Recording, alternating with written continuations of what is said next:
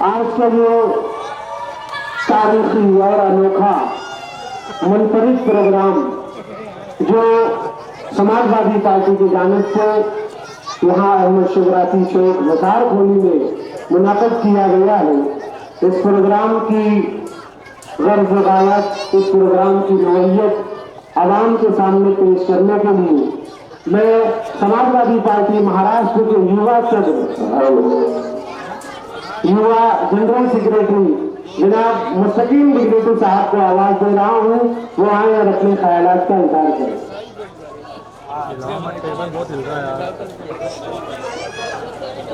तब्दीली की दस्तक के नाम से आज जो ये प्रोग्राम आपके सामने है, मैं अहमद शिवराती चौक हजार खोली में खड़ा हूँ। 20,000 लोग ये जलसा सुन रहे हैं अपने घरों में बैठे हुए। इस प्रोग्राम को करने का मकसद हमारा है कि कोई नेगेटिव पॉलिटिक्स या नेगेटिव बात ना हो। शहर 25 साल से जो हालात में है, जो हालात यहाँ बन गए हैं, उस पर आपका नुमाइंदा क्या कर सकता है? आपका नुमाइंदा इस शहर में शान-ए-हिंद निहाल अहमद,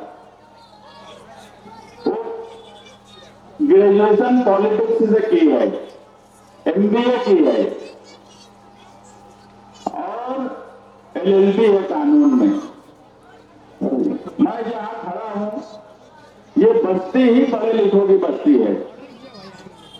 जहां तक मेरी आवाज जा रही है, जिन घरों तक मेरी आवाज जा रही है, हम चाहते हैं कि वो अपने घरों में बैठ के सुने और समझे।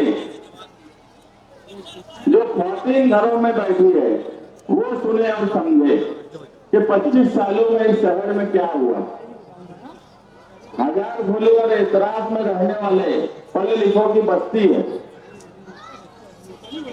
तालीम का मामला ऐसा हो गया था कि इन 25 सालों में लड़कियों में एक बेदारी आई पढ़ाई लिखाई की। हम ग्रेजुएशन के ऊपर भी पढ़ने की तरफ जाने लगे, मगर मालेगांव शहर में अगर मैं कहूं कि पढ़ा लिखा आदमी, ग्रेजुएट, पोस्ट ग्रेजुएट, ये पढ़ा लिखा मजदूर हो गया।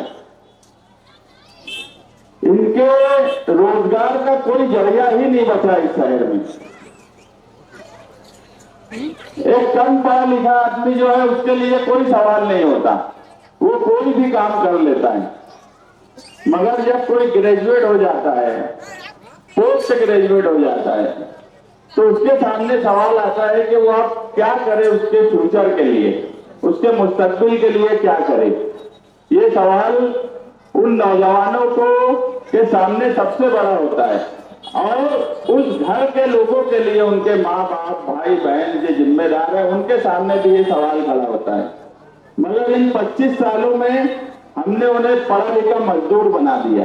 कोई भी ऐसा काम नहीं किया कि जिससे उन पढ़े लिखे लोगों को हम कोई रोजगार दे सके। कोई ऐसा काम करा ही नहीं कि एक रोजगार का कोई जरिया हो, कोई एजुकेशन कैंपस बड़ा बना हो जहां से वो अपनी तालीम और अच्छी हासिल करके कोई रोजगार की तरफ जा सके। एक बड़ा नौजवानों का तबका रोजगार के लिए इस शहर में तरस रहा है, फिर मजबूरी में उसे ठेला गाड़ी लगाना पड़ती है, दूसरे मजदूरी करना पड़ती है और उसे ये लगने लगता है कि मैं इतना पढ़ लिख कर मेरे लिए कोई मतलब नहीं आया।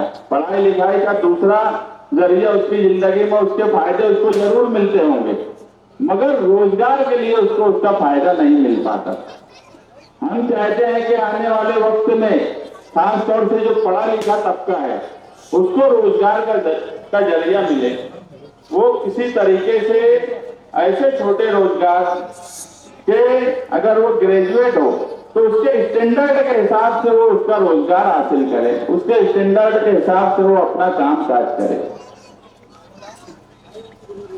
जिस हिस्से में मैं हूं, इस हिस्से में ही बड़ी लीडरी करने की बातें हुई, मगर उन्होंने कोई रोजगार देने के बजाय नौजवान नस्ल को गलत राह पर ले जाने की कोशिश की। और जो पढ़ा लिखा तबका है, मैं हमेशा मानता हूं, मैं भी हजार गोली में रहने वाला हूं, मेरा बचपन हजार गोली में गुजरा, आज भी हजार गोली से ही मेरा सबसे ज्यादा ताल्लुक है। मगर मैं हमेशा महसूस किया कि यहाँ रहने वाला आदमी जिंदाबाद मुर्दाबाद नहीं करता, किसी के साथ नहीं करता। जो समझदार लोग हैं, मगर वो एक खानदान के लोग, ऐसे लोग जो मुसलसल तकलीफ देने का काम करते हैं, ये महसूस जरूर करता है। दादागिरी, गुंडागर्दी, ऐसे हालात बना दिए जाते कि वो खुद से कोई फैसला ना कर सके। इसलिए हम चाहते हैं कि वो घर में बैठे सोचे और समझे कि मालेगांव शहर को कहां पर लेकर हम आ गए हैं।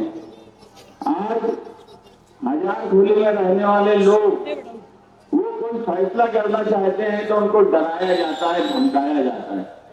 और इस जमहूरी मुल्क में, इस दस्तूरी मुल्क में डराना, धमकाना और किसी को अपने हक से सिर्फ गुंडागर्दी और दादागिरी की वजह से रोकना, ये मुनासिब बात नहीं है। आप लोग, आने वाला वक्त इलेक्शन का है, 20 नवंबर को इलेक्शन है। अब आपको फैसला करना है कि आप किसी गुंडों के साथ रहेंगे या कोई पढ़े लिखे के साथ रहेंगे जो उस शहर का मुस्तकबिल बना सकता है। मौजूदा एमएलए के बारे में बस मैं इतना ही बोलूंगा कि वो इनकी गुंडागर्दी रोकने में, इनके ताल्लुक से अगर कोई एक्शन का रिएक्शन बताने की जरूरत हो तो वो रोकने में हम बिल्कुल नाकाम हो गए। आज मौजूदा एमएलए की ये हैसियत हो गई है कि पूरे शहर में वो इलेक्शन नहीं लड़ सकते, एक मखसूस हिस्से में इलेक्शन लड़ पा रहे हैं बड़ी मुश्किल से। उनको वोट देना, मौजूदा एमएलए को वोट देना, अपनी वोट जाय करने जैसा हो गया है। ऐसे हालात उनके खुद के बनाए हुए हैं। इन 5 सालों में ऐसा कोई काम ही नहीं किए कि जिसकी वजह से वो वोट मांगने का भी हक रखते हो। हजार गोली में अगर 5 साल पहले वोट मांगने आए थे तो इन 5 साल में हजार गोली में छाटने भी नहीं आए। ये एमएलए की जिम्मेदारी थी कि अगर यहाँ पर आए, यहाँ से वोट ली, वो वोट छुपी हुई वोट थी जो सिर्फ इसलिए उनको दी गई कि इनसे वो निपट सकते हैं क्या। मगर इनसे निपटना तो दूर, हजार गोली के लोगों पे ही गुंडागर्दी हुई। रिजवान खान सर, हजार गोली का एक पढ़ा लिखा खानदान, उनके ऊपर गोली चलाई गई। उनके माँ बाप, भाई बहन, उनके दूसरे रिश्तेदार, पूरा उनकी रिश्तेदारी ही पढ़ी लिखी है। उनकी क्या हालत हुई होगी, क्या पोजीशन हुई होगी। उसके बाद भी कभी मौजूदा एमएलए यहाँ छाटने नहीं आए। मौजूदा एमएलए सिर्फ 5 साल ठेकेदारी, कमीशन, इसके अलावा कोई कामकाज नहीं कर सके। फिरका परस्तों का हाल ऐसा इस शहर में हो गया कि पूरा शहर जानता है कि हर वक्त हमने फिरका परस्तों से लड़ा है, हमने फिरका परस्तों को मुंहतोड़ जवाब दिया है और आगे भी हम ही देंगे। अगर नदी के उस पार सारी सहूलत चली गई तो उसे रोका नहीं जा सका। मैं हर जगह ये बात बोलता हूं कि मौजूदा एमएलए एक बैंक तक इस हिस्से में नहीं ला सके। नेशनलाइज बैंक लाना तो दूर की बात हो गई, जो बैंकें थी वो भी उस हिस्से में ट्रांसफर कर दी गई। ये ज्यादती मालेगांव सेंट्रल के साथ मुसलसल हो रही है। दादा मुझे जो मंत्री है, उन्होंने मालेगांव सेंट्रल को पूरा खंडर बना दिया। भिवंडी के एमएलए रईस से, जिनका मैं अभी पढ़ा कि 160 करोड़ का उन्होंने 5 साल में काम किया। 160 करोड़ में उन्होंने भिवंडी में, पूरी भिवंडी में 80 किलोमीटर करीब करीब सड़कें बनाई, 21 प्राइमरी स्कूल जिसे नए सिरे से तामीर कंस्ट्रक्शन नहीं हुई और उसे डिजिटल स्कूल बनाई गई। सारे प्राइमरी स्कूलों को एक जगह लाया गया और 21 जगह पर अच्छा कैंपस बना के, और जहां कैंपस नहीं था टेरिस पर प्लेग्राउंड बनाया गया। मालेगांव शहर में कभी अखबार में पढ़ता हूं 500 करोड़ का काम हुआ, कभी अखबार में पढ़ता हूं 636 करोड़ का काम हुआ, कभी अखबार में पढ़ता हूं कि 1000 करोड़ का काम हुआ। दूसरा आता है बोलता है मैं तो कोई ओहदे पे नहीं हूं, मैंने इतने करोड़ का काम कर दिया। ये अगर ये मान लिया जाए कि ये इतना पैसा लाए हैं तो ये पैसा फिर था गए क्या, ये पैसा किए क्या? काम तो कहीं दिखा नहीं। एक प्राइमरी स्कूल में एक पत्थर नहीं लगाया गया। आज प्राइमरी का निजाम दिन ब दिन खराब से खराब होता जा रहा है। पहले ऐसा था, डॉक्टर फरानी जैसा आदमी प्राइमरी स्कूल में पढ़ के आज इतना बड़ा डॉक्टर बन गया। आज हम सोच सकते हैं कि हमारे बच्चे प्राइमरी स्कूल में पढ़े, सोच सकते हैं? यहाँ खड़ा हुआ कोई आदमी मुझे बोल दे कि वो आज प्राइमरी स्कूल में उसका बच्चा पढ़े, इसकी कोशिश कर सकता है क्या या सोच सकता है क्या? मुझे अगर एक आदमी बोल दे कि हाँ मैं चाहता हूं कि मेरा बच्चा प्राइमरी स्कूल में पढ़े, एक आदमी है कोई बोलेगा कि उसका बच्चा प्राइमरी स्कूल में पढ़े? क्यों ऐसे हालात पैदा हुए? पहले तो प्राइमरी स्कूल में पढ़े हुए लोग डॉक्टर, टीचर, वकील बनते थे। इन 25 सालों में प्राइमरी का निजाम इतना खराब क्यों हो गया? इंफ्रास्ट्रक्चर इतना खराब क्यों हो गया? बोलने का मिसाल भिवंडी की इसलिए दिया हूं, और वो भी उन्होंने अपने पूरा जो मीडिया के सामने काम काज रखा रईस शेख ने, तो 160 करोड़ के बाद उन्होंने कहा कि 60 लाख मेरे पास अभी भी बचा हुआ है जिसका वो इस्तेमाल नहीं कर सके। ऐसे हालात में जो लोग ये दावा करते हैं, आप उनसे पूछिए जब वो आपके दरवाजे पर आए कि 500 करोड़, 636 करोड़, 100 करोड़, अगर इतना काम आप किए हो तो बताओ कहां पर काम किए? अब ये पूछने का वक्त आ गया है। अगर आज नहीं पूछेंगे तो कब पूछेंगे? ये दोनों लीडरान ने इस तरह के लोगों को बिल्कुल बेवकूफ समझ लिया है। उनको लगता है कि ये कुछ भी बोलेंगे, ये कुछ भी बयान देंगे, लोगों को कुछ समझना ही नहीं है। अगर एकतपुरी के पास कोई ब्रिज बन रहा है तो ये बोलते हैं कि यार वो मैं काम कर रहा हूं। ये मजाक है, मजाक हो रहा है क्या इस शहर में? अगर पाइपलाइन का काम तलवाड़ा का पूरा शहर जानता है कि दावाड़ी की पाइपलाइन का मामला, अगर मैं बोलूं कि मैं 65 लीटर सिर्फ तलवाड़ा का पानी बचाने के लिए 5 सालों में दिया हूं तो मेरे पास उसका रिकॉर्ड है। उस वक्त जो वाटर सप्लाई के मंत्री थे गुलाब राव पाटिल, वहां तक हम गए, हमने लेटर दिया। तलवाड़ा का पानी हमने सिर्फ इसलिए मंजूर किया कि उस पर फिरका परस्तों की नजर थी। सिर्फ बयान दे देना, कोई अमली काम नहीं करना, एक लेटर बता देना कि ये लेटर दिए है, ये नुमाइंदगी हो गई। मालेगांव शहर में ऐसा हो गया कि नुमाइंदगी के नाम पर लोगों को इस तरह से बेवकूफ बनाया जाने लगा कि एक इस तरह के हालात पैदा कर दिए गए कि कोई अगर बोल दे कि कोई काम करना है तो वो बोले कि मैं तो फला ऑफिसर के पास गया था, लेटर दिया, अखबार में खबर छप गई, यूट्यूब पे बयान आ गया, लोग अब ये मान लेंगे कि नुमाइंदगी हो गई। उनके चमचे जो उनके साथ रहते हैं वो भी इसी तरह की बात करते हैं कि साहब कोई लेटर दे दो ताकि लोग ये मान ले कि यार अपने काम कर दिए। लेटर देने से काम नहीं होता, काम प्रैक्टिकली किस तरह से होता है ये इस शहर को बताया ही नहीं गया।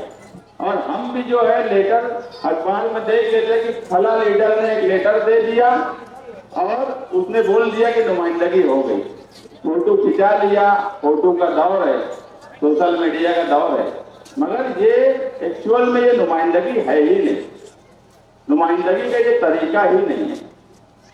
अगर इस शहर में 25 सालों में कोई रोजगार का एक जरिया बना दिया गया होता, कोई एजुकेशन के लिए नई बात की गई होती, कोई हेल्थ के लिए कोई नई बात की गई होती, तो उस पर आकर बात करें। मौजूदा एमएलए भी और साबिक एमएलए भी सिर्फ एक तलवारबाजी, बंदूक की गोली, इस तरह की तकरीर कर कर इस शहर को बेवकूफ बनाया जा रहा है। इसलिए हमने यह अनोखा प्रोग्राम रखा।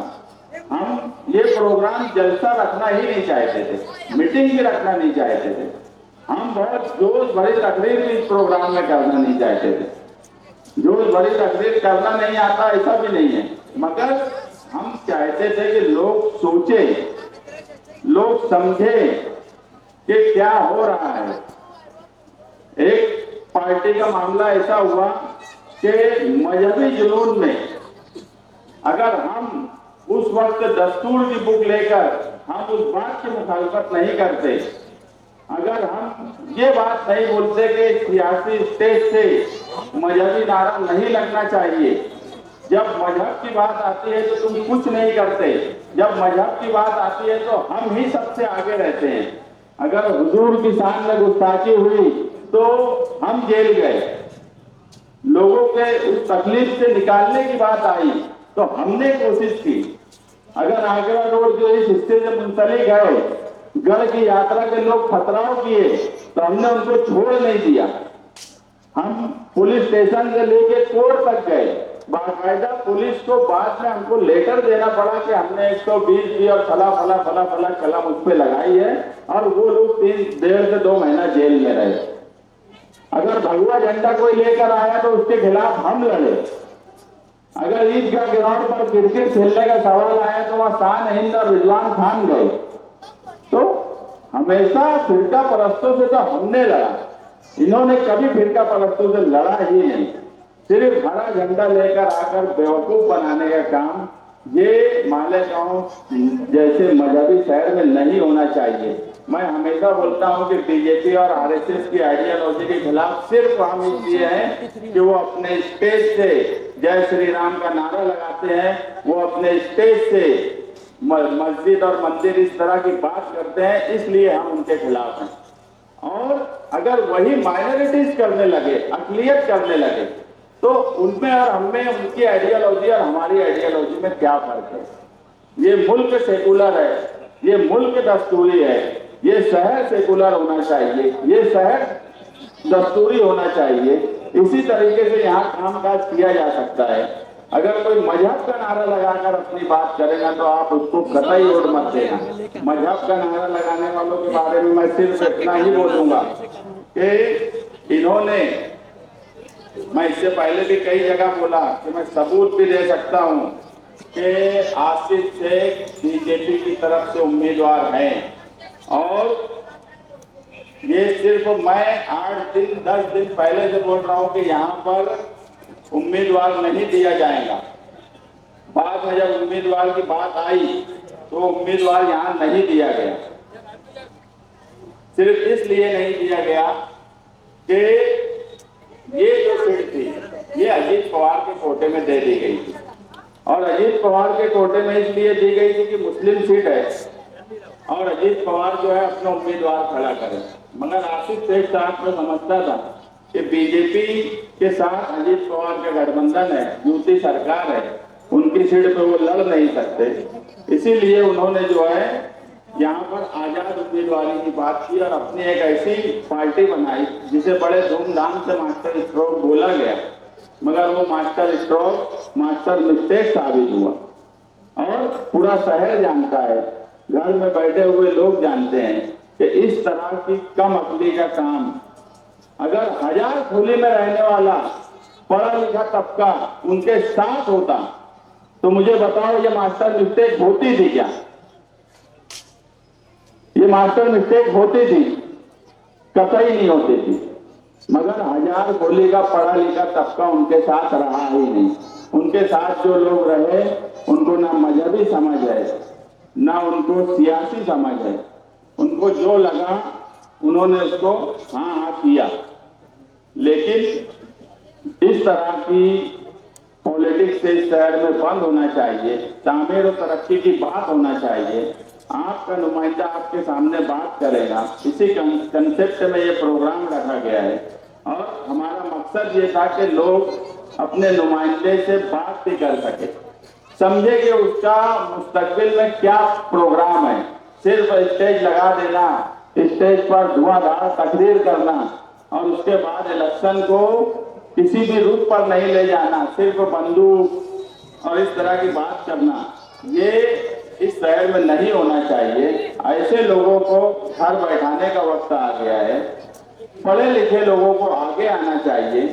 आप एक बात समझ लो, तो पढ़ा लिखा जो आदमी है उसे कहीं ना कहीं सियासी समझ होती है, सियासी सोच होती है और वो समझ सकता है कि आपका मुस्तकबिल कैसा हो।